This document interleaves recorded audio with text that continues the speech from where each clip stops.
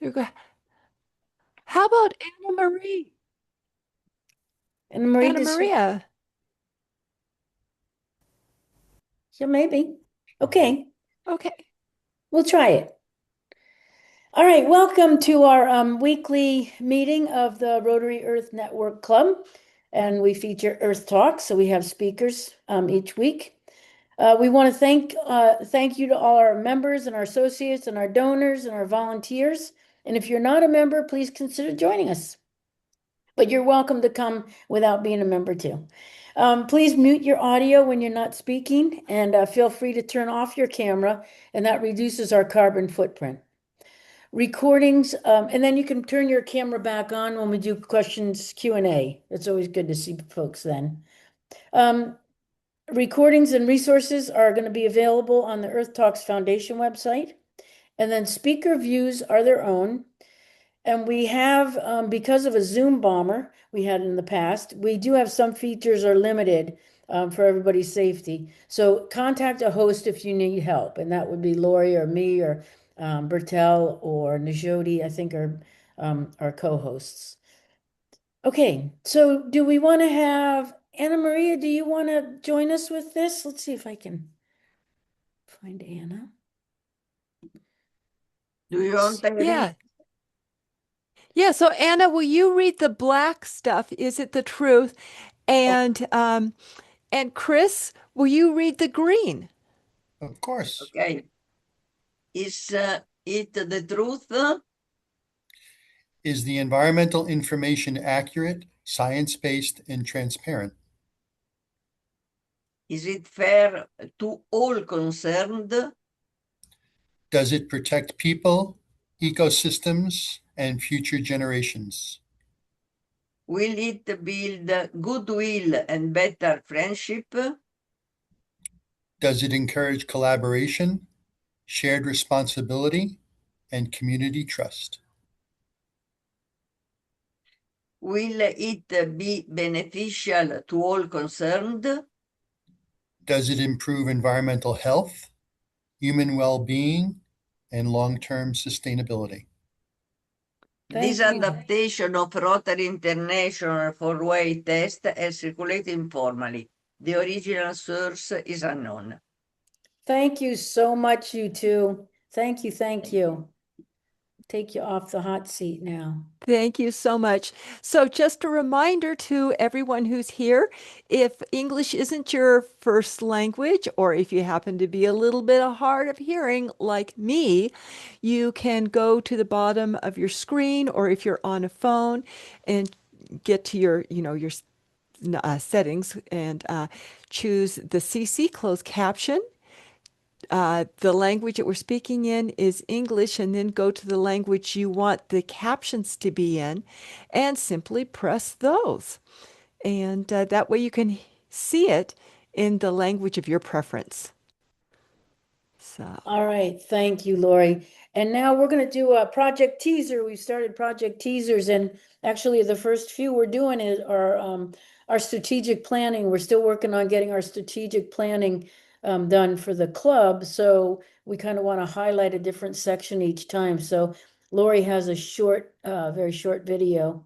Um, yeah, and to remind you, later in the meeting, I will get that link so that you can come to our strategic planning session because we have had our stakeholders as well as some of you who've come to create these, and this is something that we all own, we all want to do it together. So, um, where did it go? Oh my goodness, guys, I am so sorry. Hold on, let me get to my notes. You guys talk to each other for a second. The video switched on me. I Shame. see some more people join Judith and Elizabeth and Paul and Rosemary, Rose. Yeah, Guys, I'm good to bringing it see you up. guys. Yeah, keep talking. Where are See you. we? Good to see you. Oh, guys, we've got this standard opening slides. Here we go. Oh, there we go. Okay, let me stop. Okay, more. You guys are being so good and patient. Thank you so much. Where's my share? Share. Oh, and welcome Anissa, our new treasurer. Okay, guys, can you see my screen? Yep, looks good. Okay, let's do this. I've got this stupid thing here. And can you hear? In the last weeks, we've explored our club's vision, Yes. our sun, our mission, our foundation, along with 5 strategic goals guiding our growth. Over the coming weeks, we'll take a closer look at each one. Our 4th strategic goal is engaged membership and leadership pipeline. By 2028, membership and leadership will feel purposeful, supported, and rewarding. We'll clearly articulate why membership matters and what members gain. Offer structured onboarding for new members, volunteers, and leaders. Develop leadership pathways and prevent burnout, over-reliance on a few members. And finally, to foster a sense of belonging across geographies and generations. And now meet your webmaster, Bradley Johnson. Hello, my name is Bradley and I am from Minneapolis, Minnesota. I am the webmaster for the Earth Talks Foundation.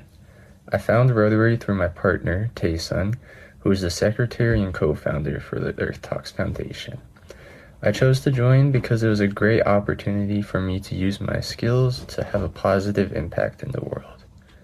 A couple things I care about are my 2 6-month-old kittens, who I got in November, who are named Sylvie and Willow. Great. Thank you. Okay. That was excellent. Thank you. It is so good to see the young people we are, you guys are all helping us to get into the club. It's just fantastic. We just love them. Okay, we have a very special speaker today. And I'm going to get, Lori is going to tell us a little bit about the process we went through to get him with us. And then I'll introduce him. All righty. Let me do another share. This hopefully will be a little bit smoother. There we go. Okay, so it's really important to our club that we walk our talk. Um, and so we wanted to, after listening to Rob Sisson, and many of you know him from Great Britain, um, who is a specialist in green investing and social investing. So before we chose a bank for our club and our foundation, we spoke to him. We reviewed 40 different banks, and we used one of his resources, Green Bank. I think it's .org, but I'm not sure. Green Bank. We looked at 40 different banks, and we went through a checklist and evaluated all of them. The main thing was that it aligned with our mission and with a bank that invested so that we weren't funding things like fossil fuels and we were investing in social good. And then we checked out all of these other things. Again, we had a scoring system. It came down to 3 banks, and Amalgamated was one of them that were the highest. And we talked with them and worked with them. And Amalgamated Bank was our winner by far. And since we've worked with them, talked with them, I think one of the really things that made the most to me was that they started their bank's history and how they started. And one of the things was they started after this horrendous fire in New York, the Triangle Shirt Tail, I think it was, fire, where most of the workers, I think, either burned to death or jumped to their death out of this burning building. And the Amalgamated Bank was was the bank that after that fire went in and worked with the garment workers to help them set up bank accounts. And since then, their record is phenomenal. Green banking makes a difference. So there we go. Thank you so much, Lori. All right, let me get Ivan Spotlit. There you are. All right, it is my pleasure to introduce Ivan Frishberg. Ivan is the Chief Sustainability Officer at Amalgamated Bank, where he leads environmental, social, and governance, corporate social responsibility, and investor stewardship programs, and has been instrumental in rallying the banking sector commitments to combat climate change. So with that introduction, welcome, Ivan. Thank you so much for being here.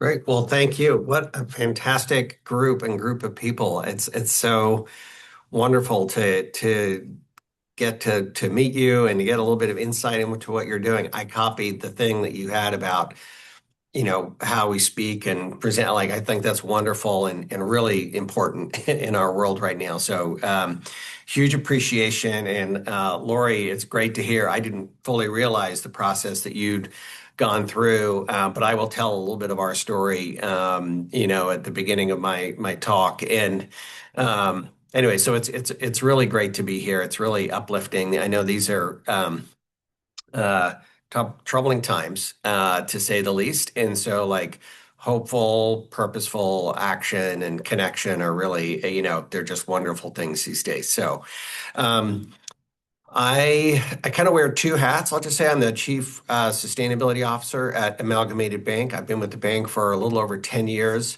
I will say when I joined the bank, I was not a banker. I came from the world of climate advocacy and policy. I did not balance. I still don't balance our checkbook at home. I didn't know anything. My first training, so the guy who is now our chief operating officer explained how you could deposit a check with your phone. And I was like blown away. Like, I was like, wow, this is magic. And so, but I've learned a lot of things along the way. And I've always tried to figure out how to use the bank and the amalgamated and the banking system as a better tool in society, right? Because I think banks can be a force for good, or they can be doing some not so great things. And so, the other hat I wear sort of comes out of that how to use the banking system thing. So I'm the president of the board of something called PCAF, Partnership for Carbon Accounting Financials, which is a global standard setter for the finance industry across banking, asset management, insurance, you name it. Let's anything in finance. It gives those institutions a way to translate the financial transactions into a carbon consequence, all underneath the greenhouse gas protocol. And so we now have about 100 trillion worth of assets globally that are organized under this thing and using that standard. It's starting to be embedded in regulations. And so that was one of the things that we sort of thought was an important part of the ecosystem for empowering action on climate change in the banking system. And so, that's, again, that's where we put some time and resources, and I'm really proud to be able to serve on the board of directors there and help lead that organization. So the topic today is as you kind of advertised it, why values-based banking matters. And I think more importantly is why it matters to you and how do you use that information? Obviously, as an organization, you've kind of made that commitment, which is fantastic. And so hopefully this talk will kind of help people go a little bit back in the steps of the why and how it matters. And then, as you're saying, spread that information throughout your networks and find ways to act on it. Let me now share just a couple of slides. And what I'm going to do here is I'm going to go, here we go. I'll share some slides. Does that work? Yes, looks good. Okay, great. I'll share some slides and then I'll go off screen or also I'll take the slides away and then I'll come back with some resource slides at the end. So let's click here. So Lori was talking a little bit about our history. So we were founded in 1923, so about 103 years old.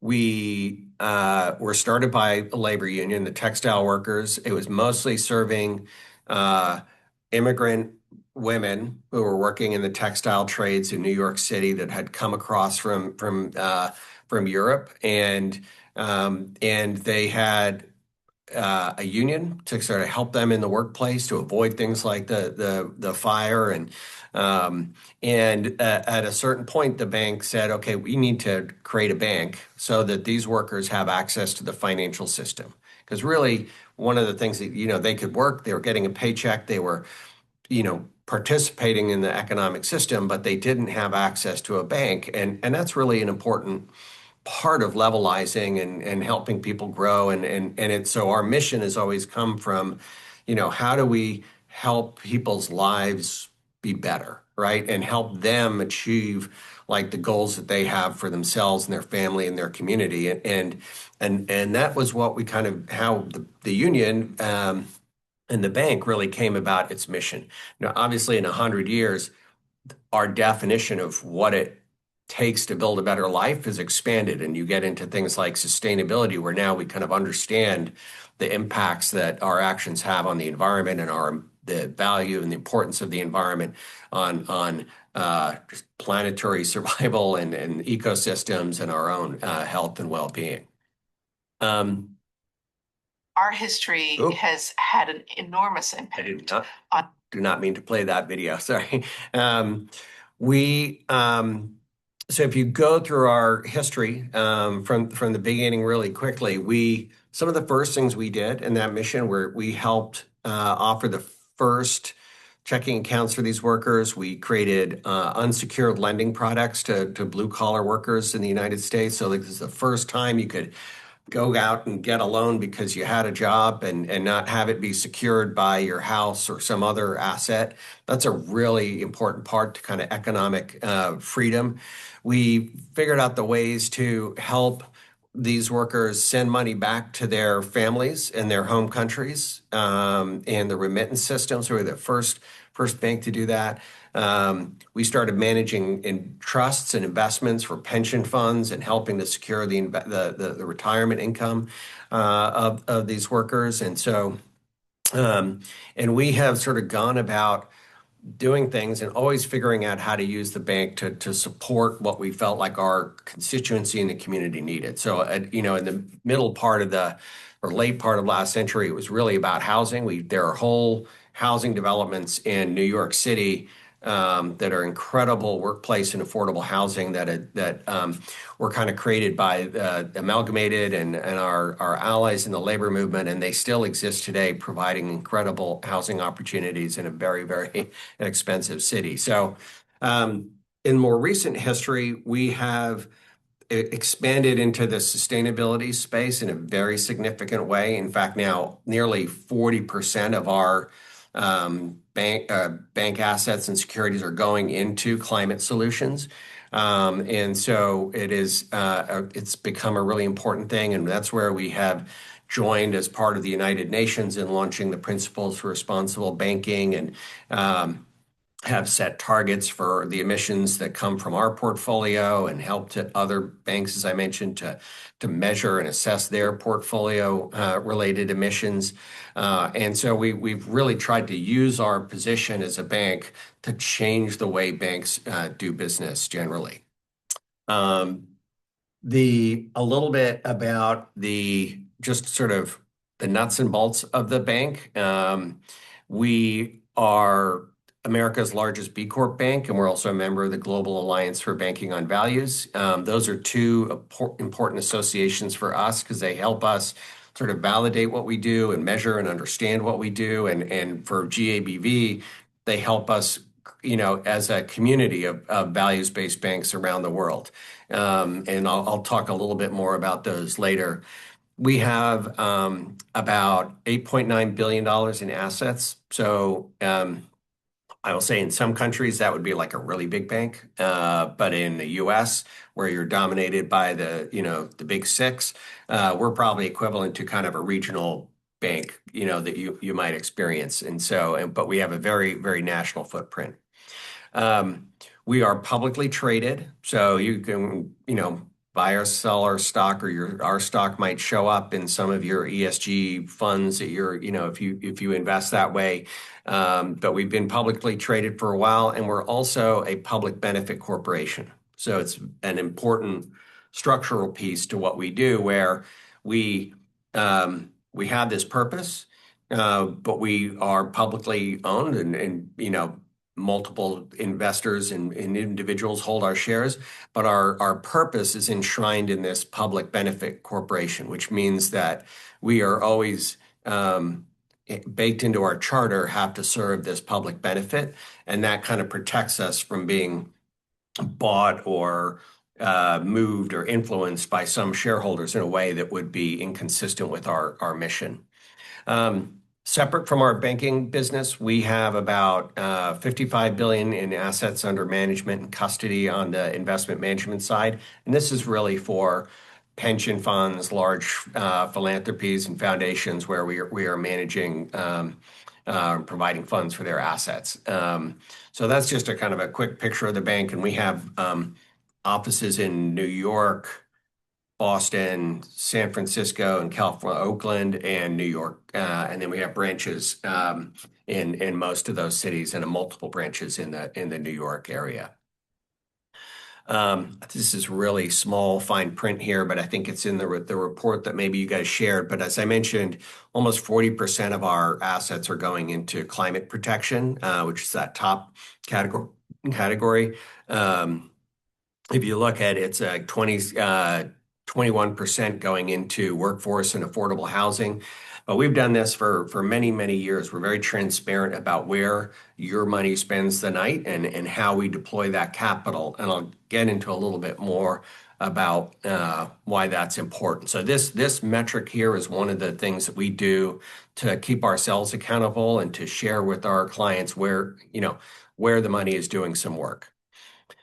The other metric that we use is how we deploy capital into low-income and disadvantaged communities. And so here, this is a new thing that we did last year, but 26% of our loans are originated into communities that the government designates as low-income or disadvantaged communities. And so a very large data set, and we've done the work to kind of measure our impact for where we're deploying capital and who that impacts. So that's a little bit. And I'm going to stop sharing here and now kind of move into both a little bit more about both my story and then the story of the bank's work, and then get into the banking system and how the banking system works and what that means for how capital works in our society.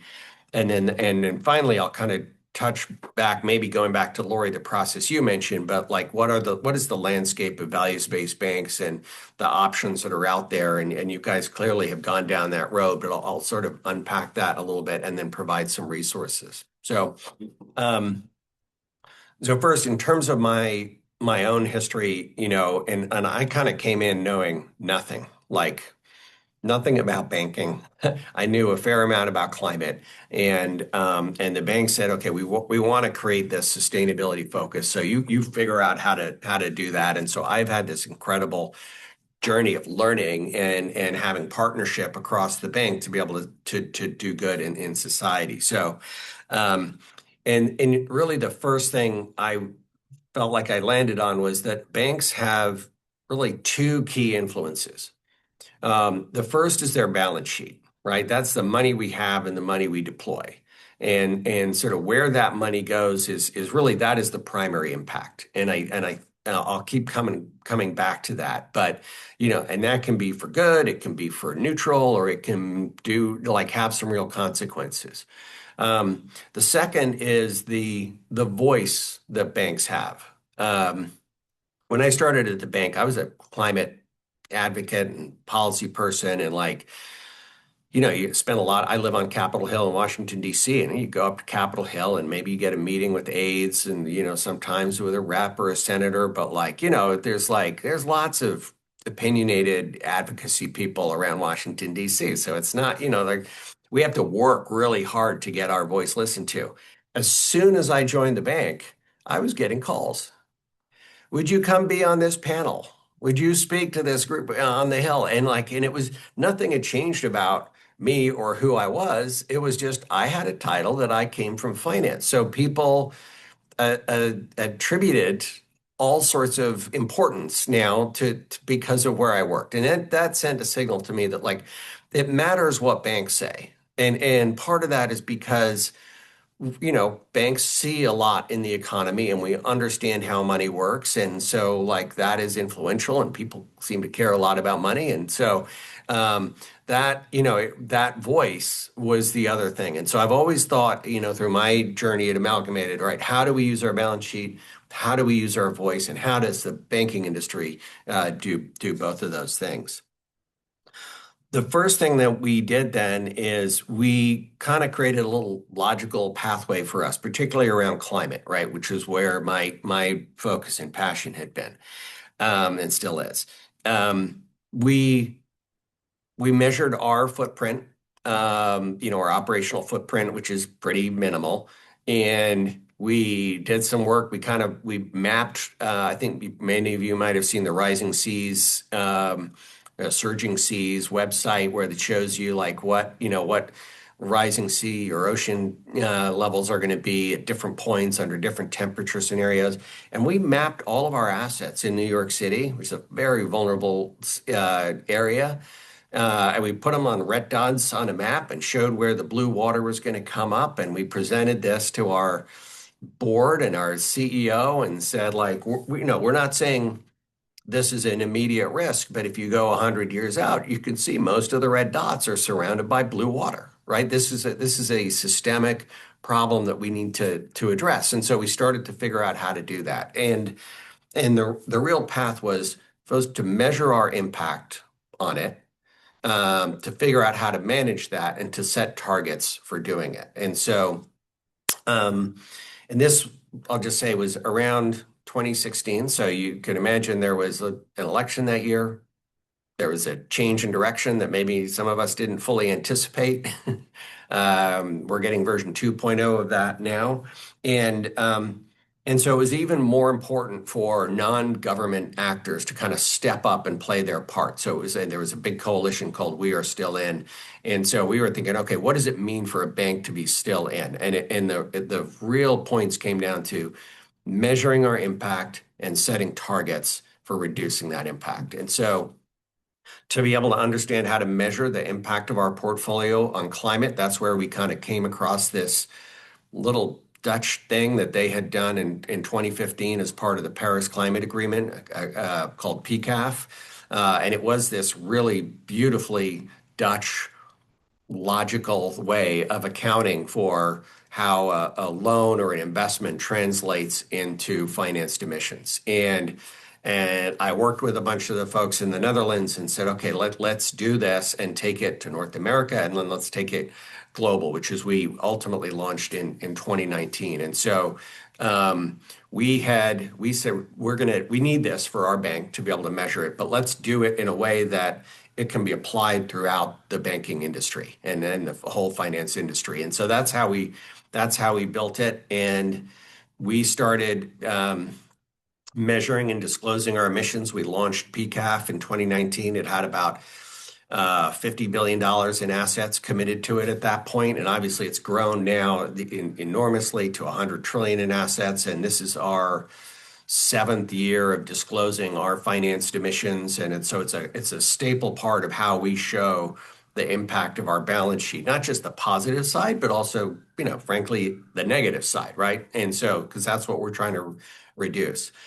And then we have gone on to then set targets, and we help the United Nations and set guidelines for target setting for banks. It was again with the Dutch, who were just brilliant at this, but ING had a colleague who, like myself and her, we co-chaired this tiny little working group on bank target setting, and that became then the framework that was used by banks throughout the world, really, to set financed emissions-based targets. And at its peak, there was something like 40% of global bank capital organized under the United Nations that had set targets like that.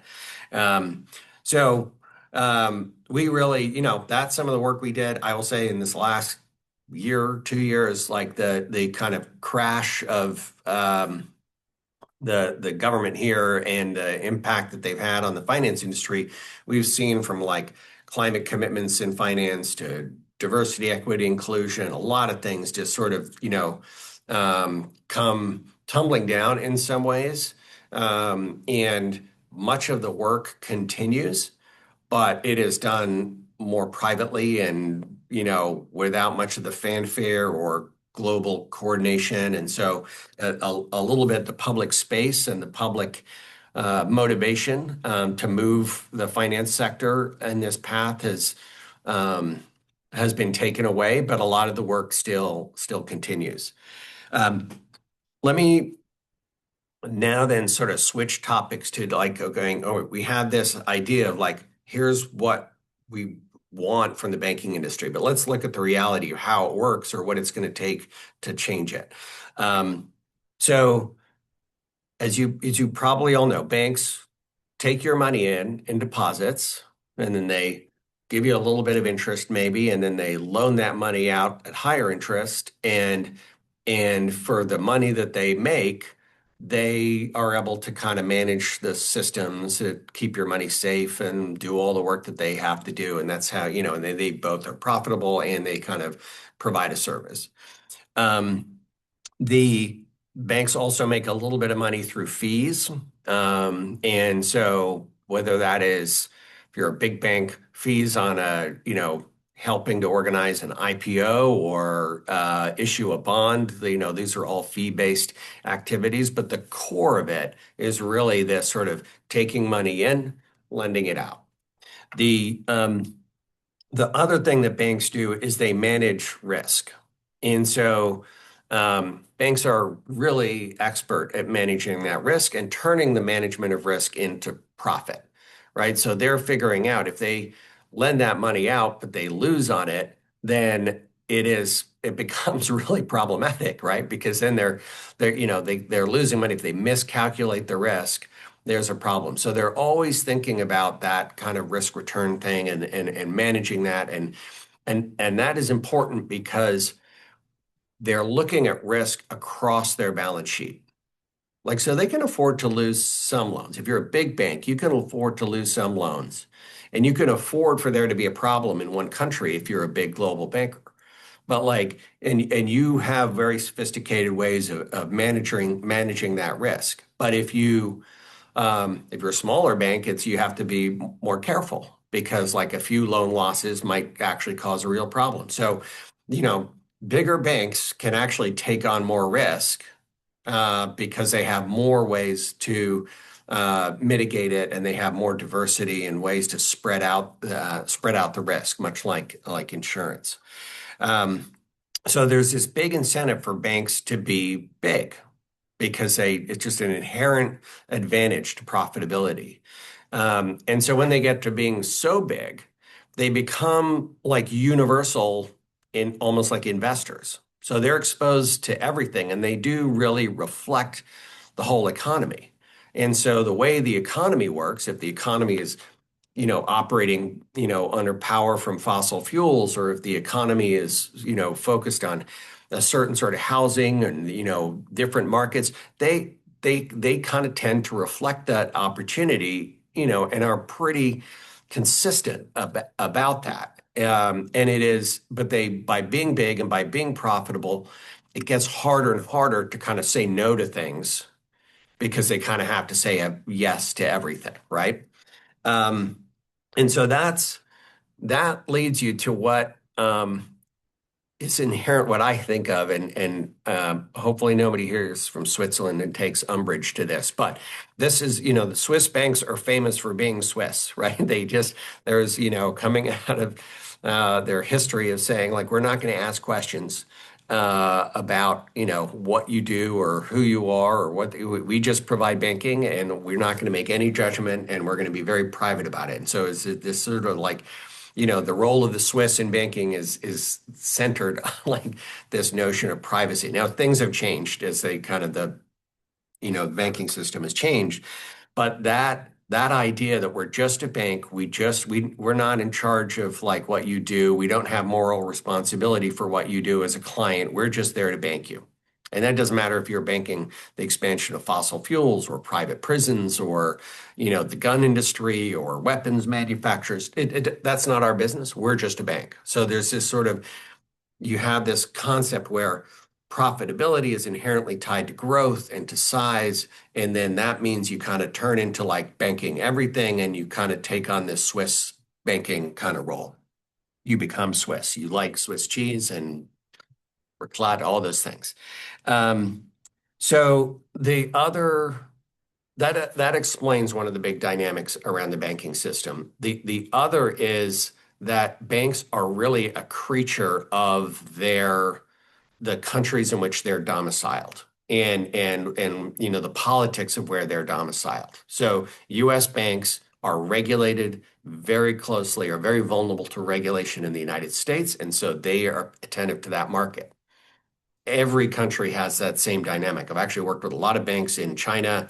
They're obviously very controlled in sometimes wonderful ways, which is, they're given targets of how much they have to deploy into green capital and green finance. And if they don't hit those targets, they don't get as much capital from the bank, or the cost of capital is higher. For the banks that are doing a better job at funding the economy that China wants to build, a clean economy, they get more capital and a lower cost of capital, right? So everybody in the banking system is very tied to the kind of politics and the regulations of their home country. All right. So we know like how our view of banking, we're kind of what we want it to be. We sort of see the reality of like how the banking system works. And now I'll just sort of talk just briefly about the values-based banking system. There are these groupings of, like I mentioned, B Corp and GABV. So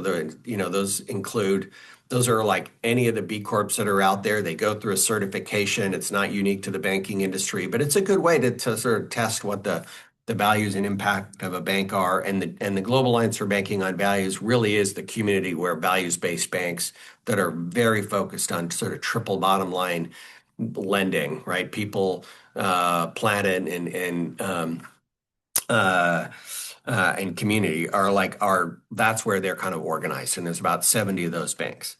And I will say for us, this kind of goes back to, and we think about this as our kind of three tests for our balance sheet: impact on climate, deployment to low income communities, and the impact sectors that we are financing.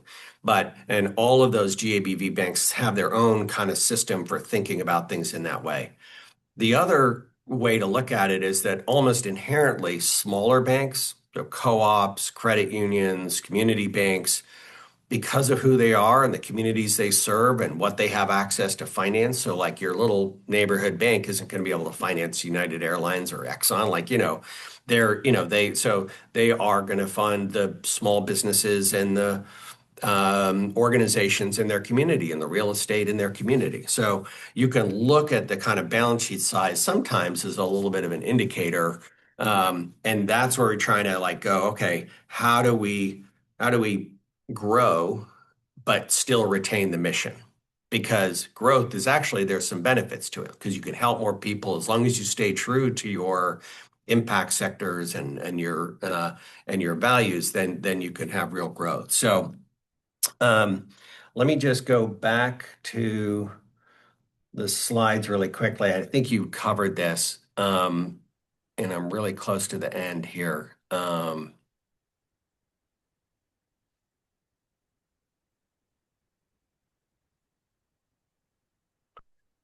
So just in terms of resources, you mentioned some of these. Global Alliance for Banking on Values, B Corp, Bank.Green, which you referenced, Lori, in the original presentation. Also, Green America has something. It's not my favorite tool, but especially if you're just looking for small, they kind of cover that really well. So those are the resources, and I'll just sort of wrap up with this as I've sort of thought about, okay, well, this is my journey and like what we did at Amalgamated, and this is the environment we're operating in, and this is the kind of tools that are available to us.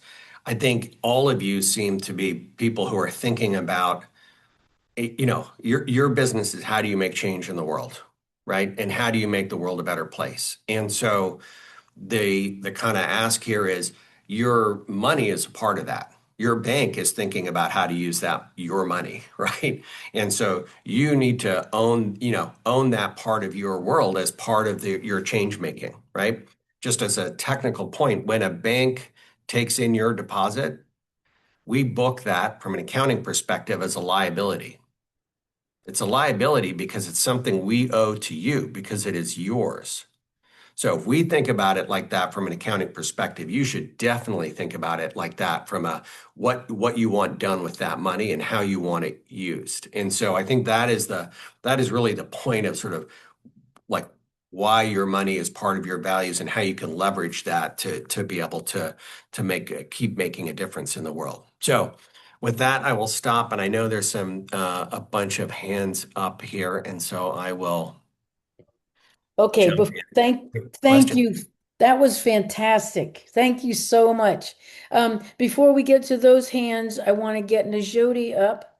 Let's see, where is her? Let's see, Najodi. Let me get you spotlit. Oh, are you there, Najodi? Are you ready? And you can unmute. Yeah, Yes, perfect. yes, I'm ready. So, yeah. Sorry, I remembered this time to get you up right Thank away. you. Thank you so much You bet. for this. I'll just enlarge my screen. Okay. Am I audible? You are audible. Yep. Beautiful. There you Thank go. you so much for this all presentation. I think this is very important for me personally because that is finance is actually I'm not taking care much and more dependent on my husband and family. But henceforth, definitely I will look into it. And this is actually empowering the women also. The finance aspects are very, very important to know and invest related to the environment actually now a very important subject where we have to look into and towards the in all aspects and not only related to the banking but in environment aspects point of view. So this is our certificate. We are actually very much happy uh, in recognition of your generous contribution as a guest speaker at Earth Talks, a weekly global dialogue hosted by Rotary Earth Network Club. So Ivan, we are very much glad to have you and thank you for accepting our proposal. So we sincerely appreciate your contributions. And our next speaker is Emily Stevenson, who is actually going to talk on the small actions, big impact, and tackling plastic from the shoreline to science. So this is, I think, going to be another very interesting session, same as today's. Thank you, Laurie. Thank you, Karen, and thank you everyone for this opportunity. So I'm closing. Thank you so much, Najodi. Appreciate it. All right, let's do some questions for you, Ivan. Okay, Bertel, go ahead. Oh, let me take a spotlight off. I've kind of heard that people are a little less. Yeah, that's great. Yes, there you go. We can just see. Go ahead, Bertel. Okay, thank you. Thanks for the presentation. And now you spotlighted, Karen. Oh, am I spotlighted? Yeah. Not Did you see for it? me. No, Okay. not. So you can adjust the way you view, whether you can see gallery or speaker or whatever. So just take it off Yeah, speaker if you, yeah. it's okay. Yeah. Ivan, thanks for the speech. I've been banking with a similar bank in Europe already for the last 30 or 35 years. I must originally come from Netherlands, where banks like these are pretty common. I think in Northern Europe, there's a bunch of them in almost every country, because the demand is there. Um, Even with the pension funds, you have a lot of activist shareholders within the pension funds that make sure that the pension funds are following the same way as their bank is doing banking business. Now, my question, recently I've been looking into expansion into the United States, and to do banking over there, there were only a couple of banks available, and yeah, I did not like them. There were a couple of major banks, and there were some affiliates that were mostly in the Florida region, and that also did not have my vibe or your vibe of banking. Is it maybe a good target group for your bank to focus on all these entrepreneurs that want to enter the American banking system, and because they developed an app and they want to sell it in America and they need the banking thing.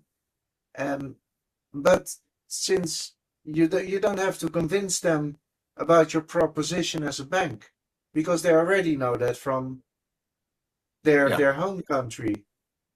Is that a target group also for your bank? Yeah, I will say, I don't know that it's a target group. It's, but it is very like somebody asked, I think, in a chat about Triodos, which is sort of one of the original Dutch institutions, and they're like partners with them. I just sat with their team a couple of weeks ago and at the GABV meetings, and so they're incredible and real thought leaders in this space. And I will often refer folks in the US who need a European bank account or Dutch, to go bank with them. And I think they will do the same for us. And that's part of the Global Alliance for Banking on Values. I think you can kind of look at, who are all the member banks and use that along with the other resources to go, okay, what are my options here? And values will be one of them, just like the list that Lori put up. Values was one of them, but you had a set of operational needs. And that's where you really have to kind of assess your own sort of interests from an operational standpoint and look at what the banks have had. Yeah, but Excellent do you question. refer then to the operational needs in a large capacity? Because most of these people that want to enter the American market, I think they're not looking for a huge bank. They're more looking for somebody that can host their bank account. Yeah. I don't think they want to look for a loan, or they look more for somebody that can deal with their accountant in the US and Yeah. deal with the I think all the IRS. banks, I certainly Amalgamated can play that role, and a lot of the banks we sort of talked about, in the B Corp list or GABV list, the basic treasury management, Yeah, they're yeah, very covered. So. yeah. Thank you, Bertel. Thank you. Elizabeth, go ahead. Thank you very much. Ivan, great talk and impressive bank. My questions are really simple. Number one, what with your bank is the asset to lending ratio? And secondly, Yeah. you talked about measuring impact and targets. I understand generally what you mean. I was wondering if you could give us actually specific examples, obviously with measuring, core civic and fossil fuel industry, but if you could give us some concrete examples to help us better understand what measures, what guidelines you implemented.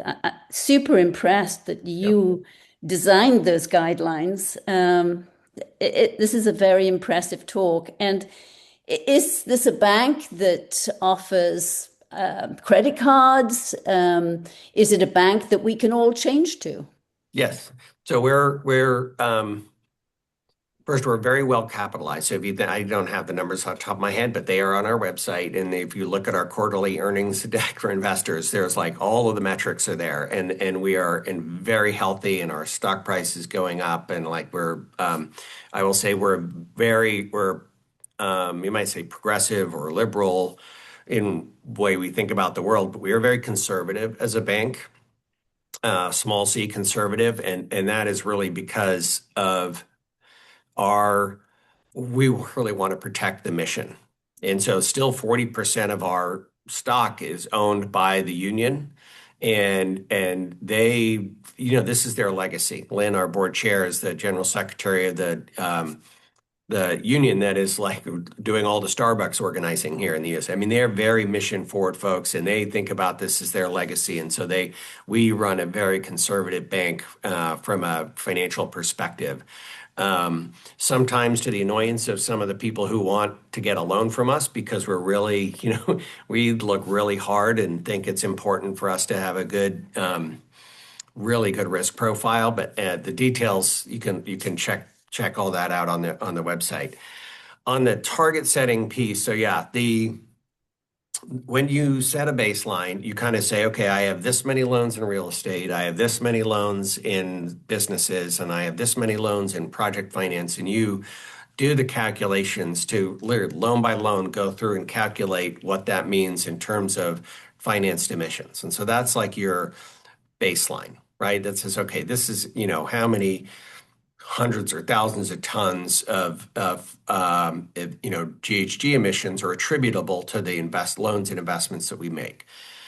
Then you have to go and say, okay, well, what are we going to do to change that over time? And let's set a target. So we set a target of being net zero on our balance sheet by 2045.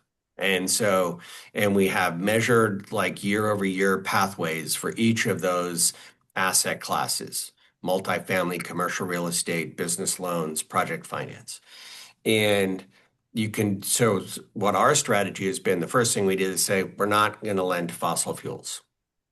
Like, not now, not into the future. It's just not a segment that we want to get into. It's high risk. It's not really aligned. And so we're not going to, build our business around that.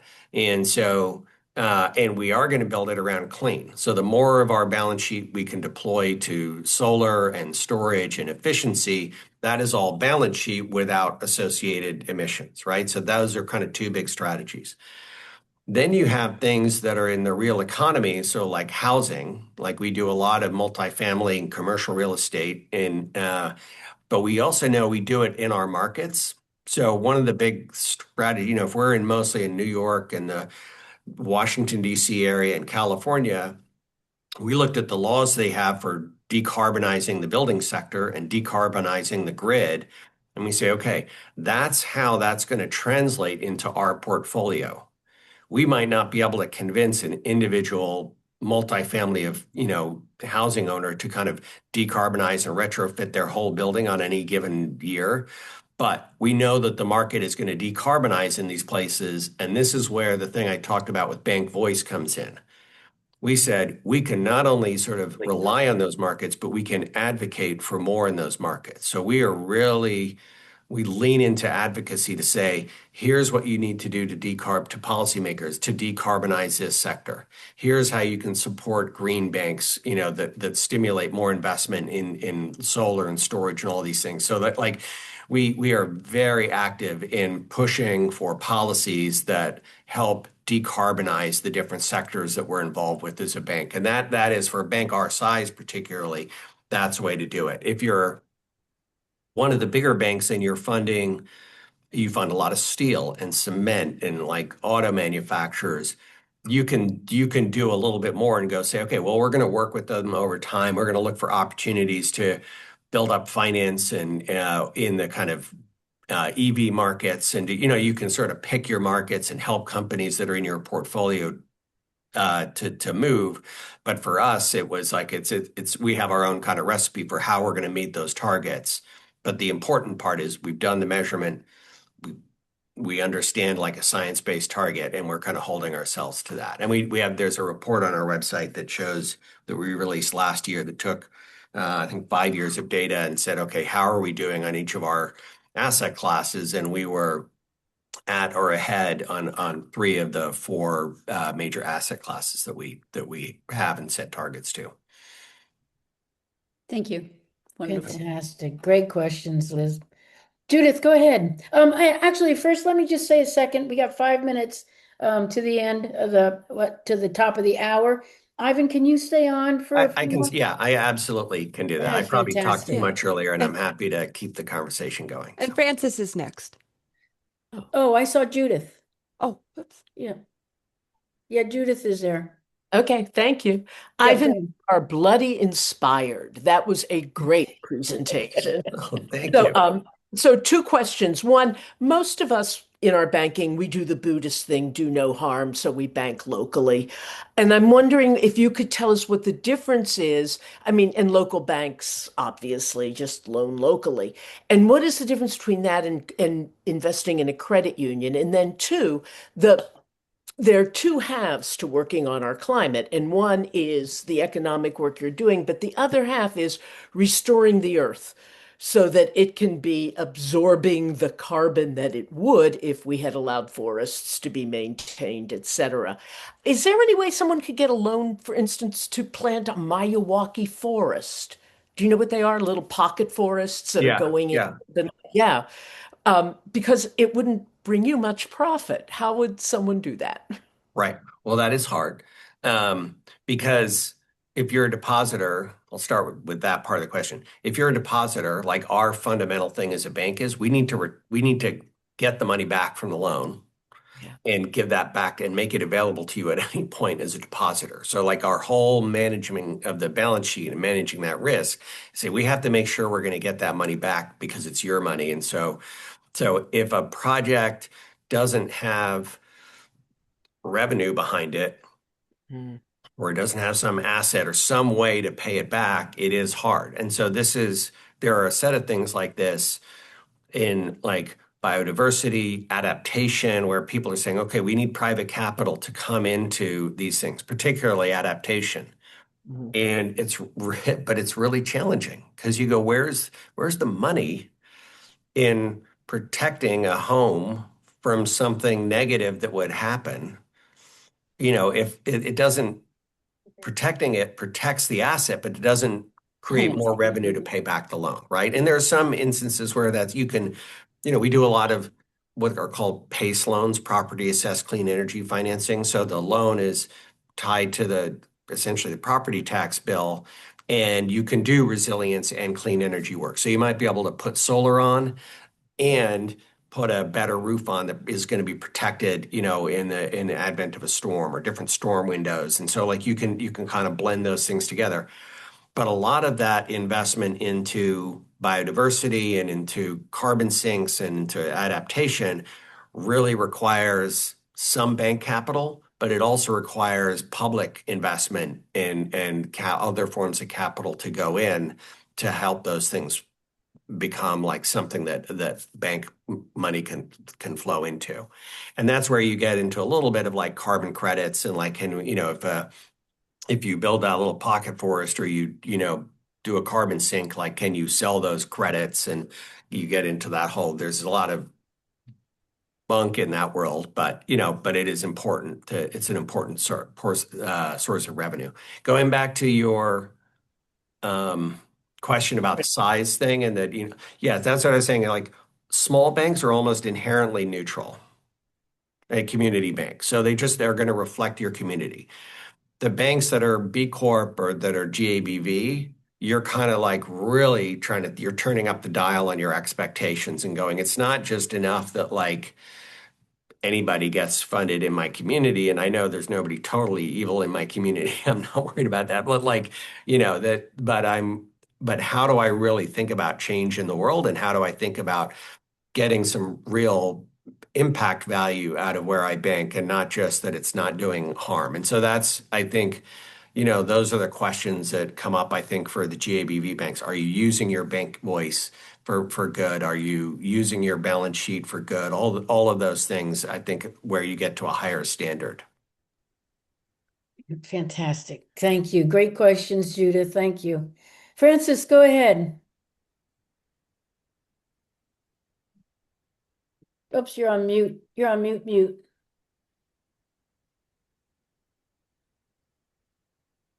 Press your space bar, Francis. Oh yeah, space bar.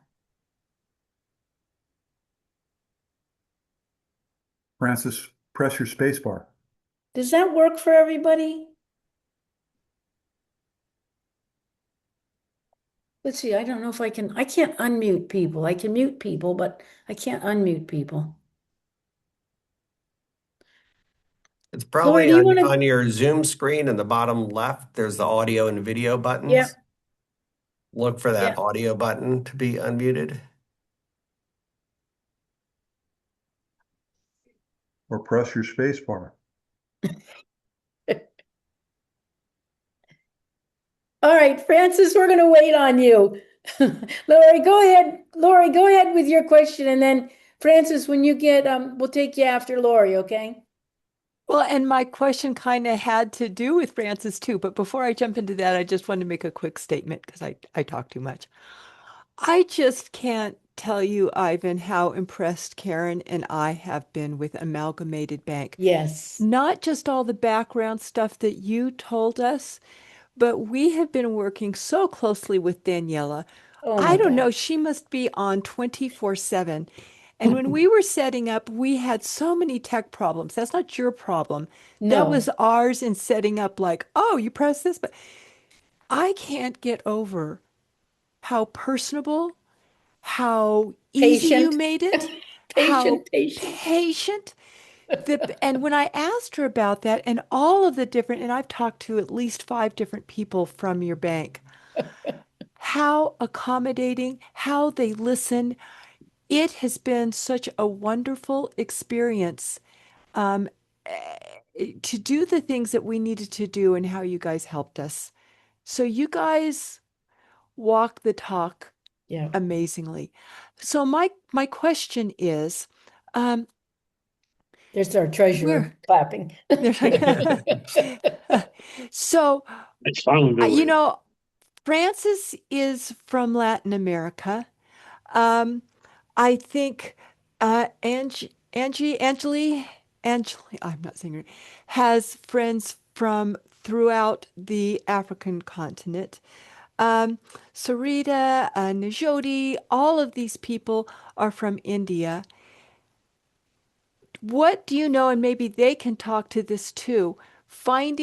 Maybe they know of examples of banks like this on their continent or in their area. And maybe you know of banks that have this same kind of thing where they are uh, banking for values.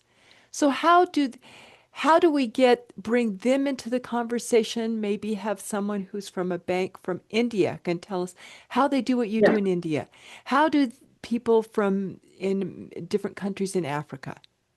I will put in the chat here. It's a very busy chat, so I'm sure I've missed questions in there.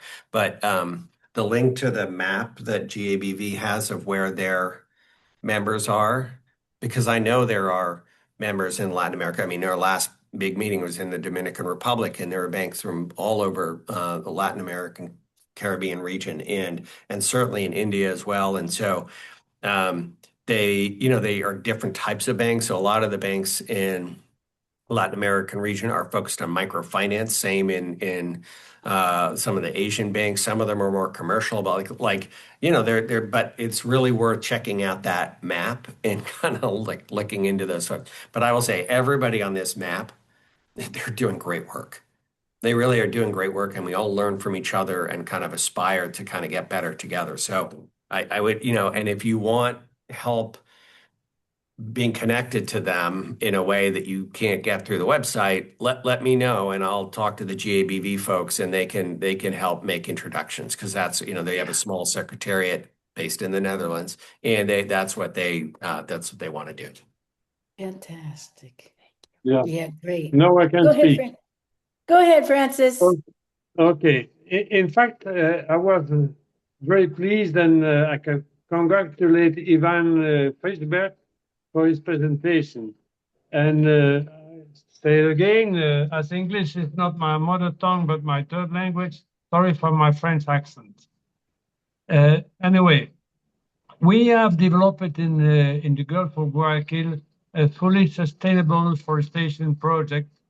And it's not only because of the huge amount of carbon that in Ecuador is very difficult to trade, but also because we give 75% of what we are doing to the community that is helping to make the seeding process.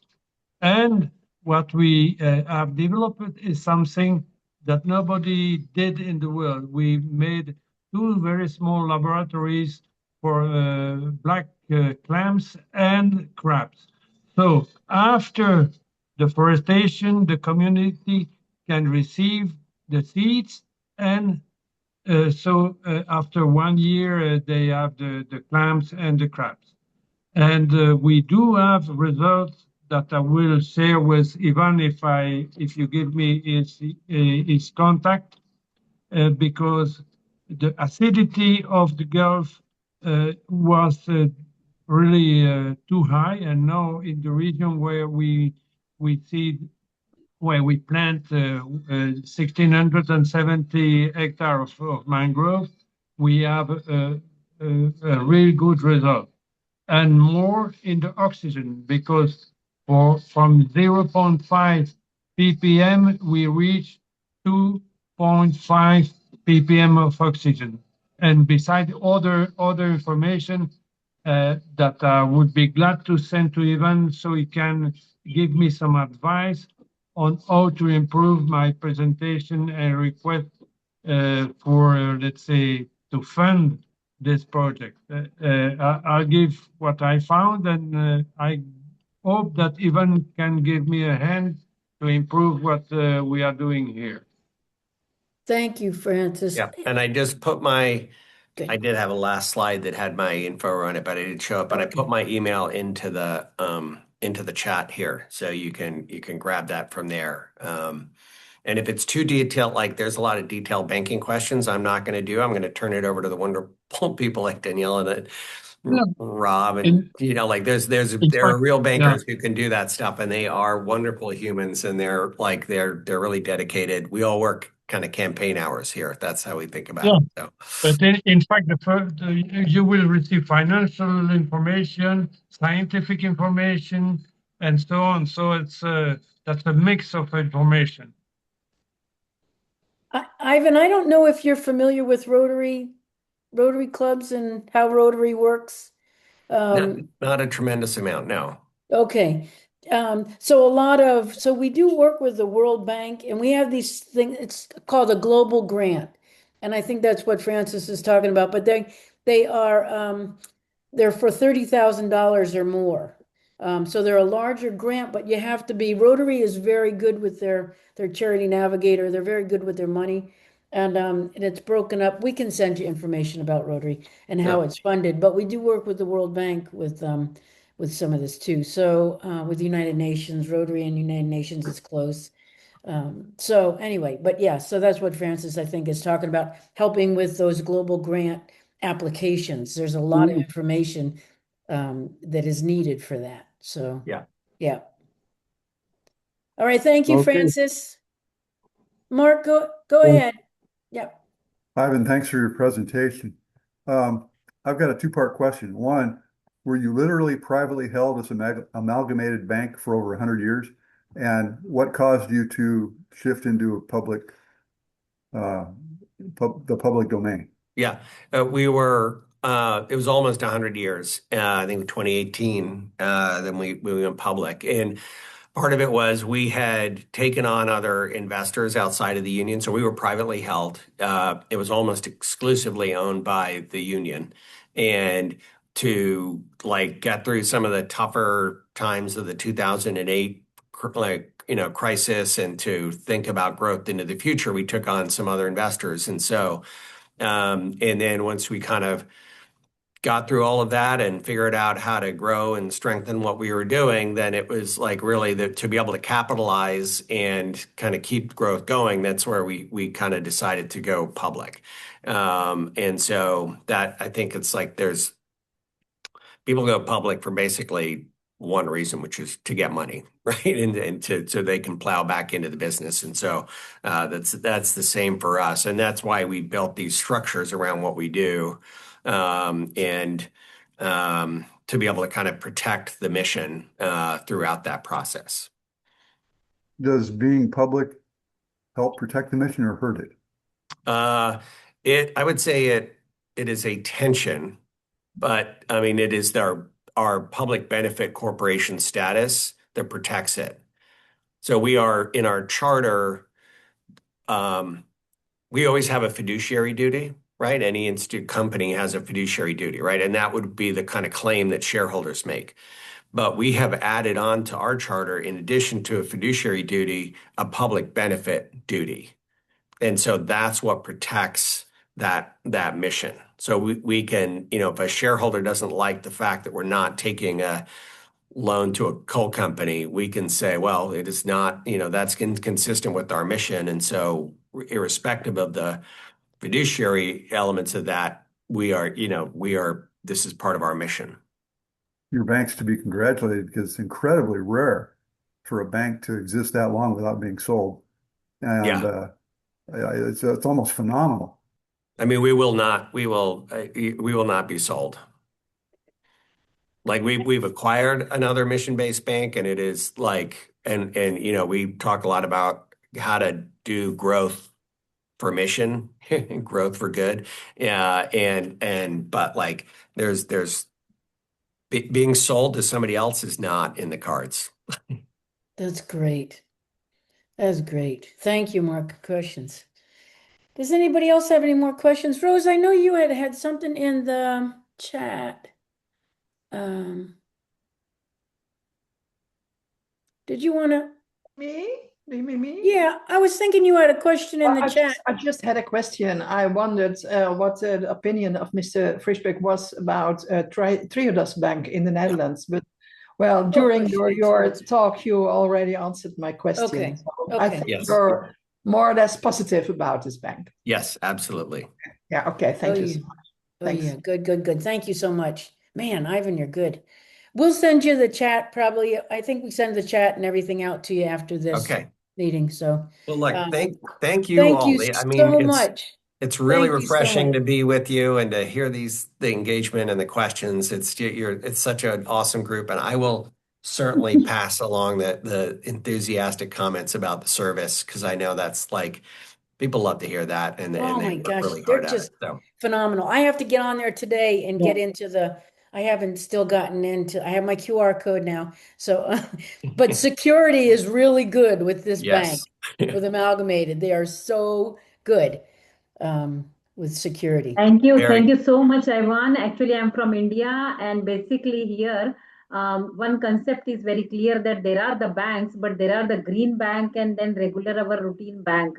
I'm not at all, very frankly speaking, I was not aware of the green bank, but I will definitely look into here in India, which banks are green bank. And they are actually supporting this all climate change and everything, and you have made me this so inspiring session that I really want to look into it. And my husband always used to insist me, you have to be strong enough behind the finance and everything. But this session inspired me a lot, and I will definitely improve myself. Wonderful. Thank you. Ivan, I'm going to be totally shameless. You probably can't do this because we're a customer, but we would love to have you join Rotary as a full member. One of the perks is by being able to say you belong to Rotary International. That does give you an invitation to speak to Rotary clubs around the globe. And there are 1.4 million Rotarians around the globe. So, it could be a great benefit to your job. And we have over 200 informal green clubs around the globe who I'm sure would love to have you come speak. So, I saw the slide that you guys put up a little bit after my presentation, and that it seems wonderful, and really like you are the company that you keep, and so I think I'd love that. So. Okay, well, I'll send you some information. Okay. Yeah. All right, great. Thank you so much, everybody. Thank you for staying on, everyone. Bye. Thanks, Have a Bye-bye. great week. We'll see you next week.